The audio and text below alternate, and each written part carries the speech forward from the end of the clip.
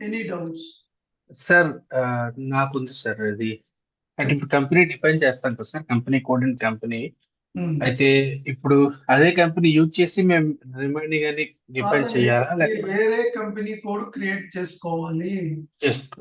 Okay sir. మీరు ఏ name తోనో చేసుకోవచ్చు. మీ నేమ్ తోనో చేసుకోవచ్చు. వేరే n number of lakhs of names ఉంటాయి. ఆ నేమ్స్ ఏదో ఒకటి యూజ్ చేసుకుని నేను డైకాన్ ప్రాజెక్ట్ చేస్తాను, మీరు ఒక ప్రాజెక్ట్ చేసుకుంటారు. నేను ఎక్స్ప్లెయిన్ చేసిన స్టెప్ బై స్టెప్స్ ఇవన్నీ కూడా మీరు కూడా ఓకే. సిస్టమ్ లో చేసుకుంటారు. అర్థమైందండి? Before okay sir. Start the SD project ఆ బేసిక్ 1 2 3 రికార్డింగ్స్ వినాలండి. అందరూ కూడా కంపల్సరీ మినిమం 2 3 టైమ్స్ అయినా వినాలి. దాంట్లో కంప్లీట్ ఫండమెంటల్స్ ఉంటాయండి ఎస్ఏపి రిలేటెడ్. సో ఈ ఈ కన్ఫిగరేషన్ అంతా ఎవరు చేస్తారండి రియల్ టైంలో? Pico people sir. ఎందుకు చేస్తారండి ఇది? మనకి ఎందుకు అవసరం అండి ఎస్ఏపి ఎస్డి కన్సల్టెంట్ గా ఫికో ఎందుకు చేస్తున్నాను నేను? అసలు ఏమర్థమైంది ఇక్కడ? Without company code, we are not able to process anything. అసలు కంపెనీ కోడ్ లేకుండా ఎస్డి మాడ్యూల్ స్టార్ట్ చేయలేము, కరెక్ట్? మరి రియల్ టైంలో మీరు ఎస్డి కన్సల్టెంట్ గా జాబ్కి వెళ్తారు. ఒక ప్రాజెక్ట్ స్టార్ట్ అయింది, ఒక ఇంప్లిమెంటేషన్ ప్రాజెక్ట్ చేస్తున్నారు. ఫైన్, మీకు బిజినెస్ వేరే కావాలి, కంపెనీ కోడ్ కావాలి, ఫిస్కల్ ఇయర్ కావాలి. అవన్నీ ఎవరిస్తారండి రియల్ టైంలో? ఎలా ఎలా తెప్పించుకోవాలి మనం? ఎలా ఇన్ఫర్మేషన్ తెలుస్తుంది మీకు? We need to send an email to ఎవరికి FICO చేయాలండి? consultant. మీకు మెయిల్ ఎలా కమ్యూనికేట్ చేస్తారండి సార్? మెయిల్ ఎలా కమ్యూనికేట్ చేస్తారు? సిసిలో మేనేజర్ పెట్టి టూలో టూలో ఎఫ్ఐ కన్సల్టెంట్, ఎఫ్ఐ కన్సల్టెంట్ పెట్టి. సిసిలో ప్రాజెక్ట్ మాదిరి. ఏ మెయిల్, ఏ అదర్ మాడ్యూల్ ఇన్ఫర్మేషన్ కావాలన్నా మీరు మెయిల్ కమ్యూనికేట్ చేయాలి. మీరు ఏది కూడా సిస్టమ్ లో చేయకూడదు. వేరే మరి మేము ఎస్ఏపి ఎస్డి కన్సల్టెంట్ వెళ్తున్నాం, ఇవన్నీ మేము చేయము. ఎస్, మీరు చేయరు. మీరు ఇది ఫస్ట్ ఒక ప్రాజెక్ట్ స్టార్ట్ చేయడానికి మీరు రియల్ టైంలో ఎక్స్పీరియన్స్ మెన్షన్ చేసుకుని ప్రాజెక్ట్ లో వెళ్ళే ముందర ఈ బేసిక్ నాలెడ్జ్ ఉండాలి. అందుకే చెప్తున్నాను. ఫస్ట్ ఒక 8 days వరకు ఇవే ఉంటాయి. ఇంకొక 3 4 క్లాసెస్ ఇదే ఉంటుంది. Finance, FICO and MM. మనకి ఎందుకంటే ఒక ఎస్డి మాడ్యూల్ ఎగ్జిక్యూట్ కావాలంటే ఒక మెటీరియల్ మాస్టర్ కావాలి. ఒక మెటీరియల్ కావాలండి. అది ఎక్కడి నుంచి వస్తుంది? మెటీరియల్ కన్ఫిగరేషన్ నుంచి వస్తుంది. మీకు ఇప్పుడు ఇంటిగ్రేషన్ చేయాలి, జిఎల్ అకౌంట్స్ కావాలి, ఎక్కడి నుంచి వస్తుంది? ఫైనాన్స్ నుంచి వస్తుంది. ఒక కంట్రోలింగ్ ఏరియా కావాలి, మెటీరియల్ మాస్టర్ చేయాలంటే సిఓ నుంచి వస్తుంది. పీరియడ్ మెయింటైన్ చేయాలి, ఎఫ్ఐ నుంచి వస్తుంది. ఇవన్నీ కూడా క్రాస్ మాడ్యూల్స్ ఇంటిగ్రేట్ జరుగుతాయండి రియల్ టైంలో. సో ఒక ఎస్ఏపి ఎస్డి కన్సల్టెంట్ గా నాకు ఎస్డి వస్తే సరిపోతుంది అనుకోకూడదు. 5% ఎఫ్ఐ నాలెడ్జ్ ఉండాలి, 5% ఎంఎం నాలెడ్జ్ ఉండాలి, 5% అబాప్ నాలెడ్జ్ ఉండాలి. టెక్నికల్ అంటే కోడింగ్ నాలెడ్జ్ కాదండి. టేబుల్స్ అంటే ఏంటి, ఫీల్డ్స్ అంటే ఏంటో తెలుసుకోవాలి. ఎందుకంటే రియల్ టైంలో మీరు ఒక డాక్యుమెంట్ ప్రిపేర్ చేస్తారు, ఎఫ్ఎస్టి ఫంక్షనల్ స్పెసిఫికేషన్ డాక్యుమెంట్. అక్కడ అబాప్ మీరు కలిపి డిస్కస్ చేసి ఆ డాక్యుమెంట్ ప్రిపేర్ చేసుకోవాలి. దాన్నే ఎఫ్ఎస్టి అంటారు, ఫంక్షనల్ స్పెక్ అంటారు, ఫంక్షనల్ స్పెసిఫికేషన్ అంటారు. అంటే రిపోర్ట్స్ కావాలి అబాపర్కి. అప్పుడు ప్రతి రిపోర్ట్ కి టేబుల్ అండ్ ఫీల్డ్ కావాలి. మిమ్మల్ని హెల్ప్ అడుగుతాడు అబాపర్. 100% ఏ ఇంప్లిమెంటేషన్ ప్రాజెక్ట్ అయినా, ఏ రోల్ అవుట్ ప్రాజెక్ట్ అయినా సేమ్ టు సేమ్ ఇలాగే ఉంటుందండి. డేటా మైగ్రేషన్ అంటే క్వైట్లీ డిఫరెంట్. సపోర్ట్ అంటే ఇష్యూ వస్తే సాల్వ్ చేయాలి. వరల్డ్ వైడ్ 4 ప్రాజెక్ట్స్ అన్నాను. ఈసీసీలో ఓన్లీ మీకు సపోర్ట్ లోనే జాబ్ వస్తుందండి. ఈసీసీ ఇంప్లిమెంటేషన్స్ కానీ రోల్ అవుట్స్ కానీ లేవు. 2019 నుంచి ఎస్ఐపి 1 స్టాప్ చేసేసారు.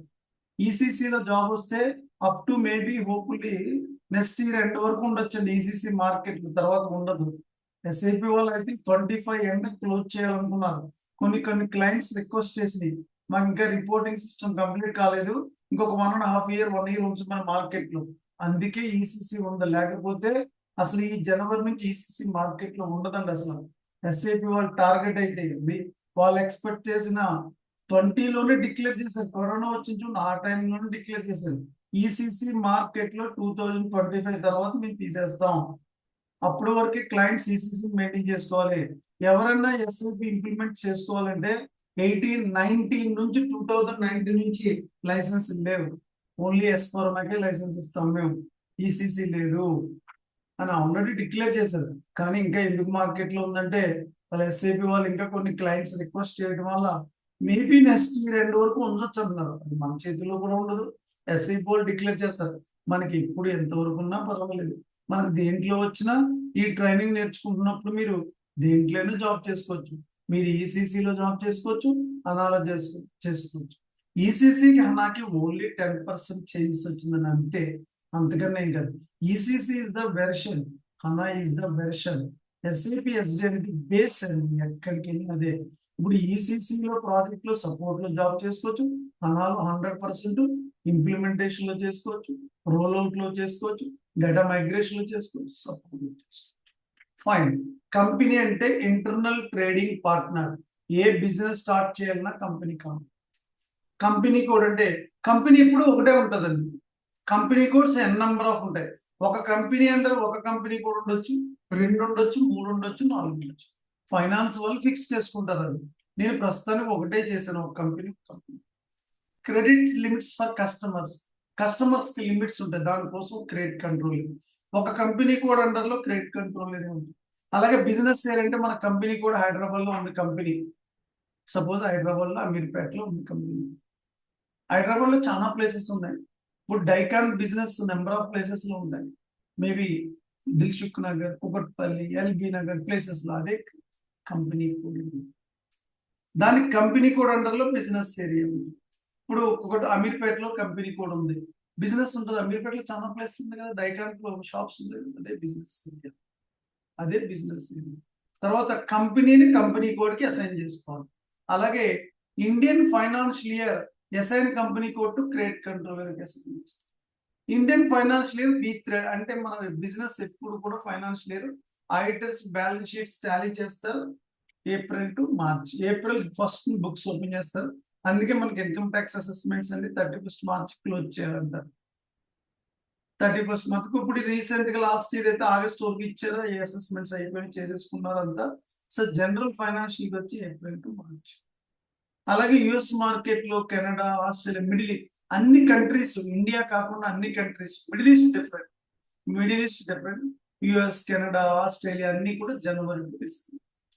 అలాగే మిడిల్ ఈస్ట్ అంటే Dubai, Saudi, Qatar, Arab countries వాళ్ళ financial year July to June. S6 అంటారు.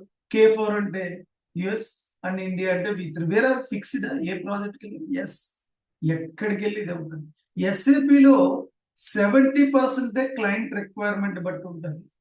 20% సిస్టంలో స్టాండర్డ్స్ ఇచ్చారా మనం యూజ్ చేసుకోండి. 10% కాపీ చేయాలి, న్యూ ఎంట్రీస్కి వెళ్ళి చేయకూడదు. అది 10% కాపింగ్ కన్ఫిగరేషన్. ఎక్కడికి వెళ్ళి ఇదే ఉంటుంది, సేమ్ టు సేమ్. ఇదే మోడల్ సర్వర్ ఉంటుంది, GUI లెవెల్ సర్వర్. నేను ఇచ్చిన మోడల్ ని ప్రాజెక్ట్ ప్లేస్ లో కూడా సేమ్ ఉంటుంది. కానీ ఇప్పుడున్న ఈ ఐకాన్స్ ఉన్నాయి చూడండి. రియల్ టైమ్ లో అయితే కనుక ఈ ఐకాన్స్ ఉండవండి. రియల్ టైమ్ లో మీకు డెఫినెట్లీ బేసిస్ కన్సల్టెంట్ ఏం చేస్తాడంటే development server user ID password, quality server user ID password, production server user ID password, ఇవన్నీ మా సర్వర్స్ అండి. మేము ట్రైనింగ్ తో పాటు సర్వర్ కూడా ప్రొవైడ్ చేస్తాం. ఒక 4-5 కంట్రీస్ ఉన్నాయండి, India, US, Canada, middle east and Australia, like that. So ఈ సర్వర్స్ అవుట్ సైడ్ పీపుల్ కి ఎవరికాలకి ఏ మాడ్యూల్ కావాలి సెపరేట్ సర్వర్. ఈ రియల్ టైమ్ లో అయితే మీకు ఏమి ఉండవండి. ఇక్కడ కనెక్ట్ ప్లేస్ లో వేరియబుల్ లాగానే వస్తుంది. ఆల్మోస్ట్ విండోస్ ఉంటుంది ఇప్పుడు కూడా. మ్యాక్ బుక్స్ అని పర్సనల్ ఉన్న వాళ్ళకి, మ్యాక్ వాళ్ళకి అయితే కనెక్ట్ ఉంది. ఇక్కడ development server, quality server, production server, sandbox or golden client, ఈ 4 సర్వర్ యూజర్ ఐడి పాస్వర్డ్ మీకు బేసిస్ కన్సల్టెంట్ పంపిస్తాడు ప్రాజెక్ట్ ప్లేస్ లో. అందరికి ఎక్సెల్ షీట్ లో మెన్షన్ చేసి మెయిల్ వస్తుంది. ఎవరికల్కి సెపరేట్ యూజర్ ఐడి పాస్వర్డ్ ఉంటుంది. Production server user ID password ఎవరికి కూడా డిస్క్లోజ్ చేయకూడదు. 11th మంత్ వరకు ఇంప్లిమెంటేషన్ రోల్అవుట్ లో అసలు ప్రొడక్షన్ సర్వర్ యూజర్ ఐడి అవసరం ఉండదండి. 11th మంత్ వరకు సపోర్ట్ లో ఫస్ట్ నుంచి అవసరం ఉంటుంది. So production server user ID password ఎవరికి డిస్క్లోజ్ చేయకూడదు. ఎందుకంటే మీ యూజర్ ఐడి నుంచి ఎవరైనా ఎంట్రీ డిలీట్ చేస్తే ఎవరైనా బిగ్ ట్రబుల్. అందుకు కాన్ఫిడెన్షియల్ గా ఉంచుకోవాలి. రియల్ టైంలో అట్లా ఉంటుందండి. సో ఇలా ఉన్నప్పుడు మనకి ఫైనాన్షియల్ ఫిక్స్ చేసుకున్నాం. తర్వాత మనం కన్ఫిగరేషన్ అంతా చేస్తున్నప్పుడు configuration stored in transaction code SC10 లో స్టోర్ అయి ఉంటుంది. మీరు ప్రాక్టీస్ చేస్తున్నప్పుడు same screen at a time ఒక పర్సన్ చేస్తున్నప్పుడు ఇంకొక పర్సన్ ఆ స్క్రీన్ లో ఎంటర్ అవ్వలేదు. నెంబర్ ఆఫ్ యూజర్స్ పెట్టుకోవచ్చు సర్వర్స్, కానీ రియల్ టైమ్ లో ఉన్నప్పుడు ప్రాజెక్ట్ ప్లేస్ లో మీరు ఎంతమంది ఉంటారో అన్ని యూజర్ ఐడీసే ఉంటాయండి, మిగతా ఎవరి కూడా ఉండవు సర్వర్ లో. అలాగే ప్రాజెక్ట్ మేనేజర్ యూజర్ ఐడి, అలాగే ఎండ్ యూజర్స్ కూడా FI, MM, SD, PP, PM, QM, WM, EWM, HR base modules ఎప్పుడు ఈ కామన్ అండి. ఏ ప్రాజెక్ట్ అయినా FICO, MM, SD, PP, PM, QM, WM, EWM, TM, HR 10 modules ఎక్కడికి వెళ్ళి కామన్ గా ఉంటాయండి. ఫంక్షనల్, టెక్నికల్ అంటే బేసిక్స్ అంటే సిస్టమ్ అడ్మినిస్ట్రేటర్, వీళ్ళందరికీ కూడా క్లయింట్ ప్లేస్ లో యూజర్స్ ఉంటారు కదా. యూజర్స్ ఎఫ్ఐ వాళ్ళు 10 మంది ఉండొచ్చు, 20 మంది ఉంటే 30 మంది ఉండొచ్చు. అందరు యూజర్ ఐడి పాస్వర్డ్ చేసిస్తాడండి అబాపర్ బేసిస్ కన్సల్టెంట్. ఎఫ్ఐ వాళ్ళకి, ఎంఎం వాళ్ళకి, ఎస్డి వాళ్ళకి, పిపి వాళ్ళకి ఈజీ యాక్సెస్, ఒక్కటే యాక్సెస్ ఉంటుందండి వాళ్ళకి. ఎండ్ యూజర్స్ కి వాళ్ళు ఎస్పిఆర్ఓ ఎంటర్ చేశారనుకోండి, యు ఆర్ నాట్ ఆథరైజ్డ్ అని వస్తుందండి. వాళ్ళకి ఆథరైజ్డ్ ఉండదని చెప్తుంది వాళ్ళకి. బేసిస్ వాళ్ళు లాక్ చేసేస్తారు వాళ్ళు. ఎప్పటికీ ఎండ్ యూజర్ ఎస్పిఆర్ఓ ఎంటర్ అవ్వలేదు. మీకు ఈజీ యాక్సెస్ ఉంటుంది, ఎస్పిఆర్ఓ యాక్సెస్ ఉంటుంది. ఎందుకంటే యువర్ కన్సల్టెంట్, మీకు అన్ని ఆథరైజేషన్స్ ఉంటాయి.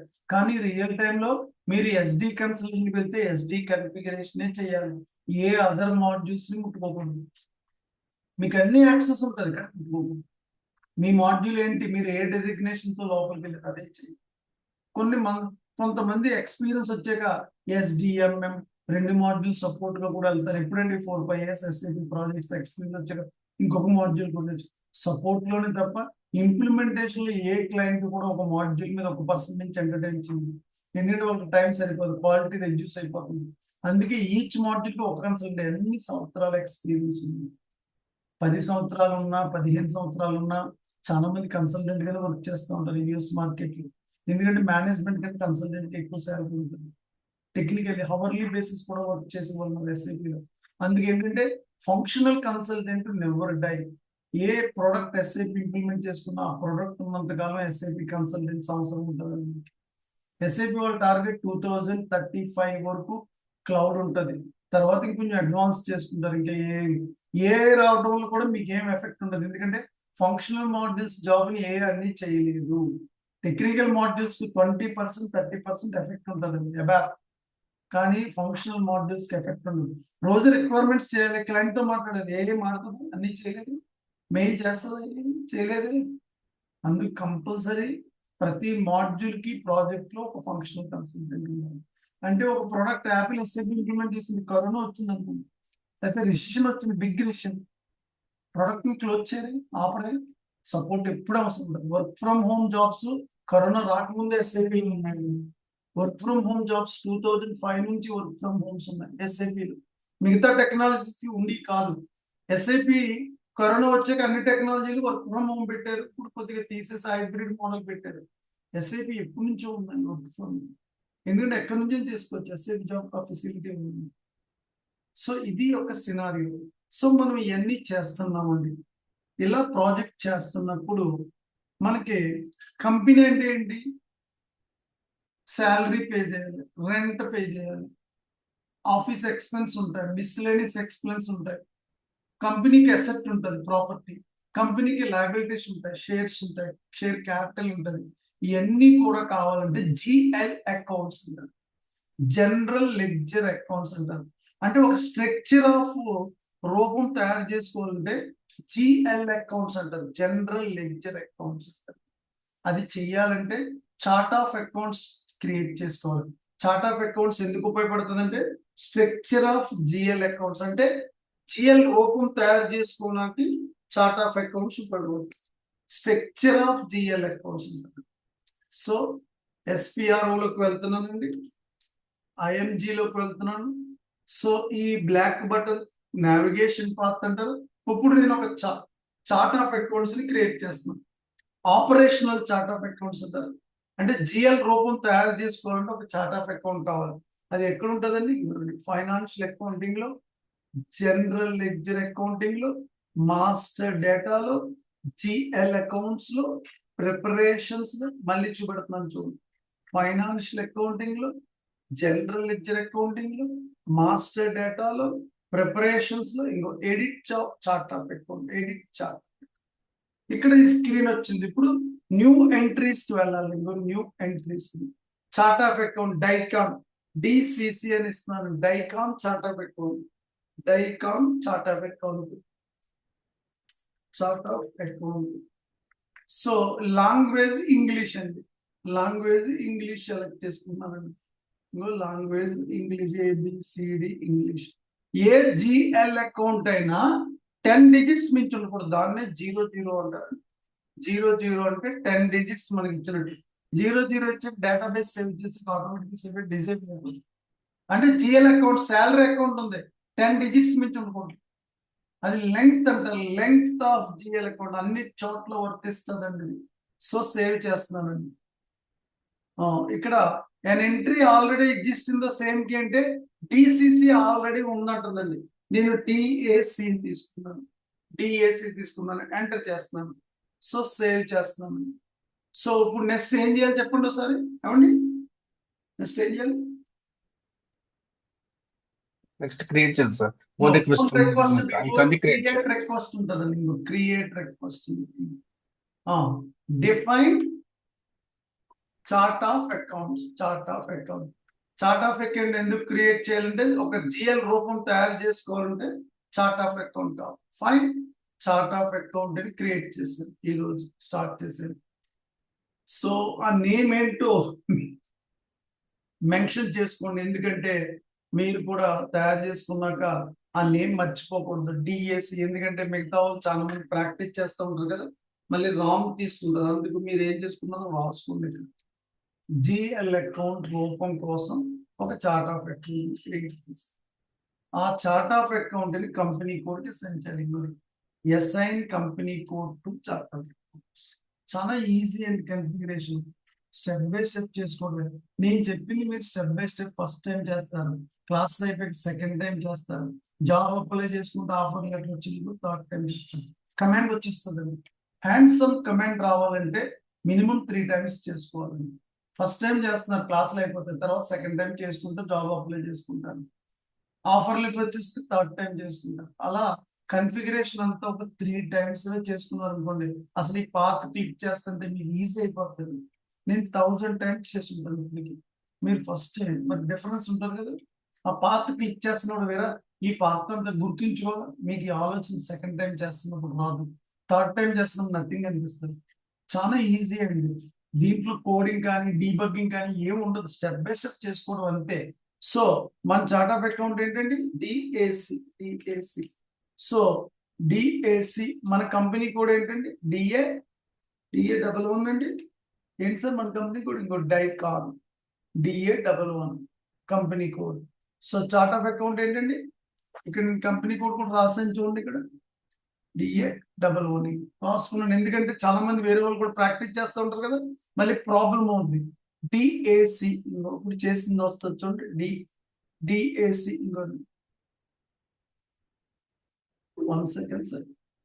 మన చార్ట్ ఆఫ్ అకౌంట్ ఏం చేసింది? డిఏసి. ఒక్కసారి బ్యాక్ వస్తున్నానండి, ఇది క్లోజ్ చేసేస్తున్నాను, ఒక్కసారి బ్యాక్ వెళ్తున్నానండి. చిన్న కన్ఫ్యూజ్. చార్ట్ ఆఫ్ అకౌంట్కి వెళ్తున్నాను. డిఏసి చేసింది కదండి. డైకాన్.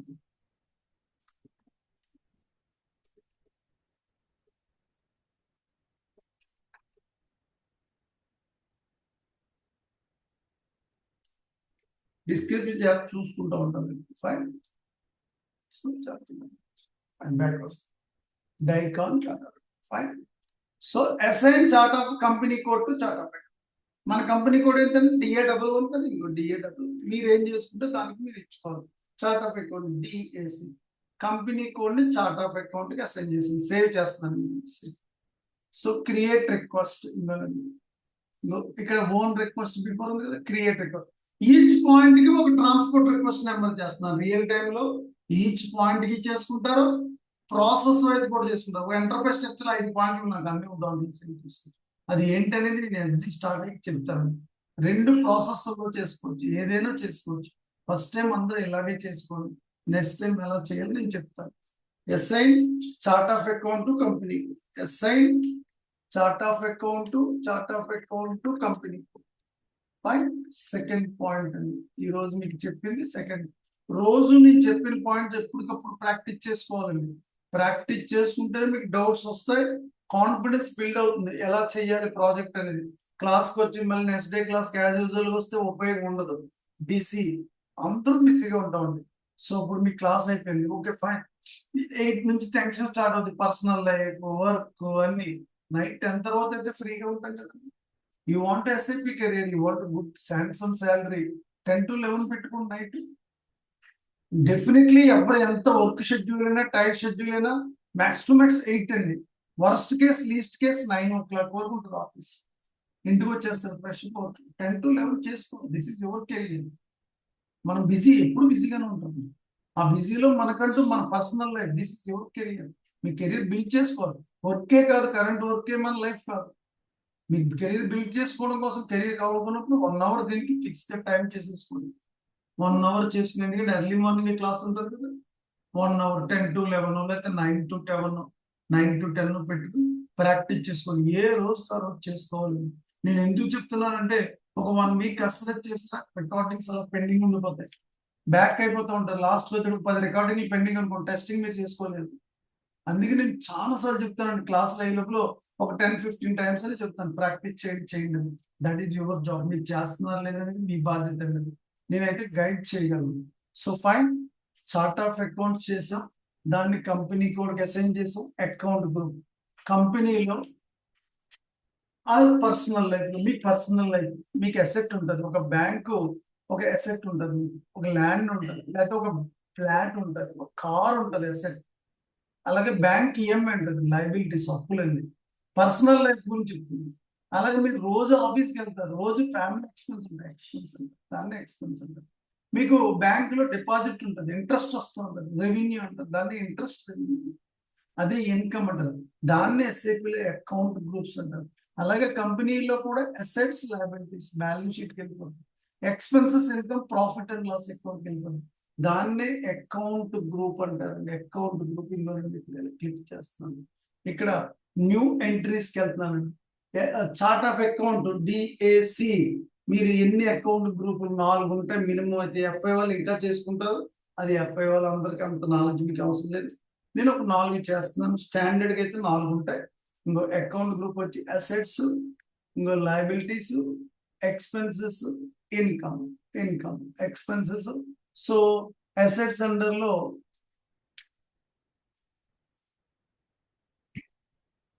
అసెట్స్ ని 1000 to 1099 తీసుకున్నానండి. ఇది ఏంటంటే మీకు నేను ఎక్స్ప్లెయిన్ చేస్తాను. ఇక్కడ 2000 to 2099 తీసుకున్నానండి. 3000 to 3099 తీసుకున్నానండి. 3099. సో ఇలా ఇప్పుడు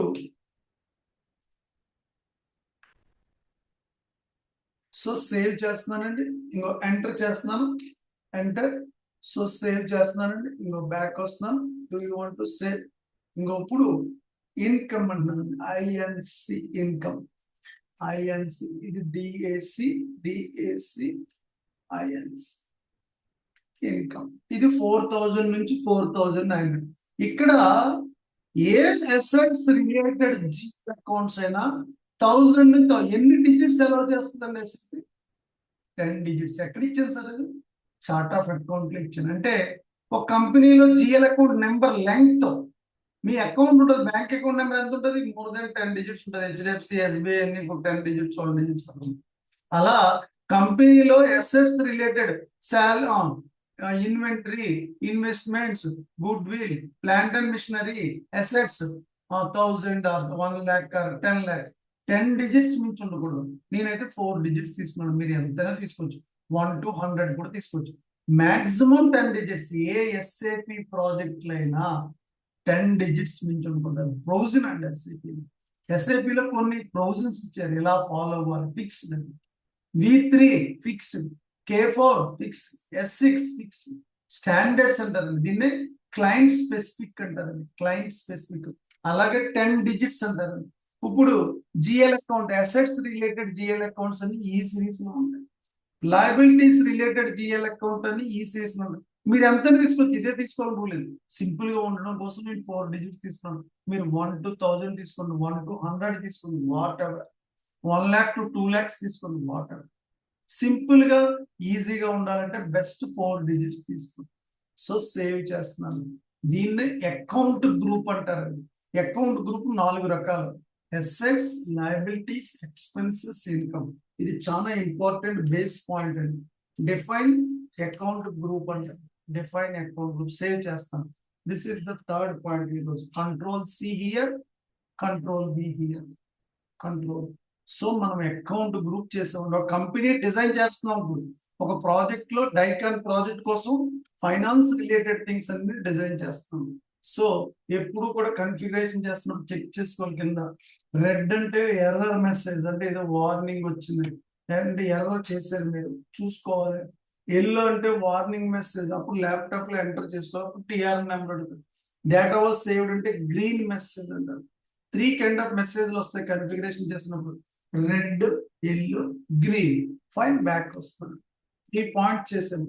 ఫస్ట్ చార్ట్ ఆఫ్ అకౌంట్స్ చేశాను, దాన్ని కంపెనీ కోడ్కి అసైన్ చేశాను, తర్వాత అకౌంట్ గ్రూప్ చేశాను. Now retained earning account. మనకి 2 రకాలు ఉంటాయండి: balance sheet, profit and loss account. ప్రతి లైఫ్ లో ఉంటుంది, కంపెనీలో ఉంటుంది. ఆ యొక్క ఎక్స్పెన్సెస్, ఇన్కమ్ అంటే ప్రాఫిట్ అండ్ లాస్ అకౌంట్కి వెళ్తుంది. ఆ బ్యాలెన్సెస్ అమౌంట్స్ ని ఫైనాన్షియల్ ఇయర్ లో ట్రాన్స్ఫర్ చేస్తారు ఈ అకౌంట్ కి. దీన్నే రీటైన్డ్ ఎర్నింగ్ అకౌంట్ అంటారు. ఇది లయబిలిటీ అండి. సిస్టమ్ అడిగితే చార్ట్ ఆఫ్ అకౌంట్ ఏంటని ఇప్పుడు చేసాం కదా, డిఏసి. మీ చార్ట్ ఆఫ్ అకౌంట్ మీరు ఎంటర్ చేసుకోవాలి. అప్పుడు పిఎన్ఎల్ అకౌంట్ టైప్ ఎక్స్ కానీ వై కానీ ఇవ్వాలి. ఇక్కడ 0 ఇవ్వాలి. Right no any GL accounts లేవు కదా మనకి, అందుకు 0. పిఎన్ఎల్ అకౌంట్ ఎక్స్ ఇవ్వాలి, వేరే ఎస్, ఎక్స్ ఆర్ వై ఇవ్వాలి. ఫిక్స్డ్ అది. సేవ్ చేస్తున్నప్పుడు వచ్చింది ఏంటి సార్, అది ఏంటి సార్, డౌన్ సైడ్ ఏంటది సార్? సేవ్ చేస్తున్నప్పుడు వచ్చింది ఏంటి సార్ అది? Warning sir. అప్పుడు ఏం చేయాలి సార్? ఇప్పుడు వార్నింగ్ మెసేజ్ ఎంటర్ ప్రెస్ చేయొచ్చు, ఎంటర్ చేస్తే లేదంటే డేటా మార్చుకోవచ్చు. టిఆర్ నెంబర్ అడుగుతుందండి. ఎంటర్ చేసి ఎంటర్ చేసుకోవాలి. Create request. దీన్ని రీటైన్డ్ ఎర్నింగ్ అకౌంట్ అంటారు. Define retained earning account, earning account. This is the 4th point today. So control C here, control B here. Chart of accounts చేశాను, company కోడ్కి assign చేశాను, account group చేశాను, తర్వాత retained earning account చేశాను. Fine. కంపెనీలో ఒక యొక్క బిజినెస్ ప్రాసెస్ కోసం జిఎల్ అకౌంట్స్ కోసం డిజైన్ చేశాను. ఫస్ట్ స్టెప్ ఇది ఈరోజు. తర్వాత మనకి ఎండ్ యూజర్స్ ఉంటారు, మీరు కన్సల్టెంట్స్ వాళ్ళు ఎండ్ యూజర్స్. మరి జిఎల్ అకౌంట్స్ రూపం కోసం చార్ట్ ఆఫ్ అకౌంట్స్ చేస్తే జిఎల్ అకౌంట్స్ క్రియేట్ అవుతాయి. కంపెనీలో అసెట్స్ ఉంటాయి, లయబిలిటీస్ ఉంటాయి, బ్యాలెన్స్ షీట్ ఉంటుంది, ఎక్స్పెన్స్ ఉంటుంది, ఇన్కమ్ ఉంటుంది, అన్ని ఉంటాయి. మరి ప్రతి ఒక అసెట్స్ ఒక 4-5 వేల అసెట్స్ ఉంటాయి, ఒక 2-3 వేల లయబిలిటీస్ ఉంటాయి, ఎక్స్పెన్స్ ఒక 4-3 వేల రూపాయలు, 4-3 వేల జిఎల్ అకౌంట్స్ ఉంటాయి. టోటల్ గా ఒక 10,000 జిఎల్ అకౌంట్స్ ఉంటాయి అనుకోండి. ఈ ప్రతి జిఎల్ అకౌంట్ ఒకటి కంట్రోల్ చేస్తుంది. దాన్ని ఫీల్డ్ స్టేటస్ వేరియంట్ అంటారు. అది ఎక్కడ ఉంటుందండి? ఇంకో ఫైనాన్షియల్ అకౌంటింగ్ లో, ఫైనాన్షియల్ గ్లోబల్ సెట్టింగ్స్, లెడ్జర్స్ లో, ఇంకో ఫీల్డ్స్. ఫీల్డ్స్ లో ఇక్కడ డిఫైన్ ఫీల్డ్ స్టేటస్ వేరియంట్. మళ్ళీ చూపెడుతున్నాను చూడండి. ఫైనాన్షియల్ అకౌంటింగ్ లో, ఫైనాన్షియల్ గ్లోబల్ సెట్టింగ్స్ లో, లెడ్జర్స్ లో, ఈసీసీ లో ఇది ఉండదండి. ఇది కొత్తగా ఇంట్రొడ్యూస్ చేశారు. ఇక్కడ ఫైనాన్షియల్ అకౌంటింగ్ కింద ఫైనాన్షియల్ అకౌంటింగ్ న్యూ అని ఉంటుంది ఈసీసీలో. ఇక్కడ ఫైనాన్షియల్ అకౌంటింగ్ డైరెక్ట్ గా గ్లోబల్ సెట్టింగ్స్ లోకి వెళ్ళిపోయి ఇక్కడ ఫీల్డ్ స్టేటస్ వేరియంట్ అని వస్తుంది. ఇక్కడ లెడ్జర్ వచ్చింది మధ్యలో. పాత్ కొద్దిగా మారింది ఈసీసీ కన్నా. ఎస్డిలో మీకు ఏం మారింది అంటానికి కూడా నేను ఎక్సెల్ షీట్ మెయింటైన్ చేస్తాను. ఇది ఎఫ్ఐ కదా, జనరల్ గా చెప్పేస్తున్నాను.